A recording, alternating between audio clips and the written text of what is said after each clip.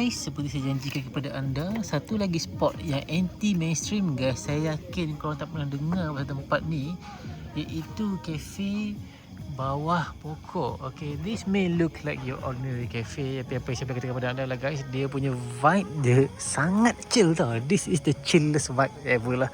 Dah tempat dia bersih. And surprisingly guys, saya dah duduk sini for about 15 to 20 minutes. Surprisingly guys, saya duduk sini about 15 minutes, tak ada seekor nyamuk pun tau. That is just amazing. Okay, so korang tengok lah. Okay, this is the spot. Cafe dia bawah pokok, because obviously memang ada pokok lah. Okay, this tempat duduk yang vibing dia. Tempat dia buat makanan dekat situ. And then yes, there's more place here, small spot here. Ada ruang maybe untuk orang basking ke apa, saya tak tahu.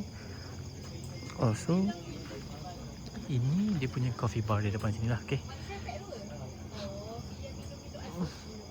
cafe bawah pokok.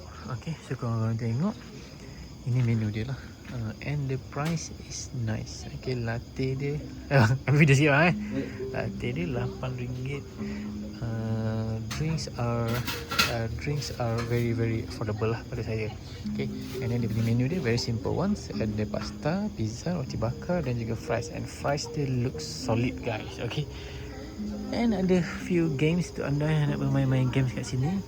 Okay, dan of course itulah dia. Okay, jadi guys, again, kalau lupa, ini saya berada di kawasan berdekatan Pagoh Muar. Okay, yes, today kita jauh sikit lah.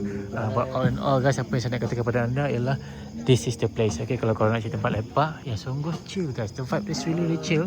Tutup hari Rabu and you get this kind of super chill area. Dan again guys, saya boleh katakan kepada anda, saya happy because seriously tak ada nyamuk tau. Setakat ni lah, it's been about 20 minutes now, tak ada nyamuk. Jadi kepada anda yang mencari spot untuk lepak guys, saya boleh recommend tempat ni lah. Okay,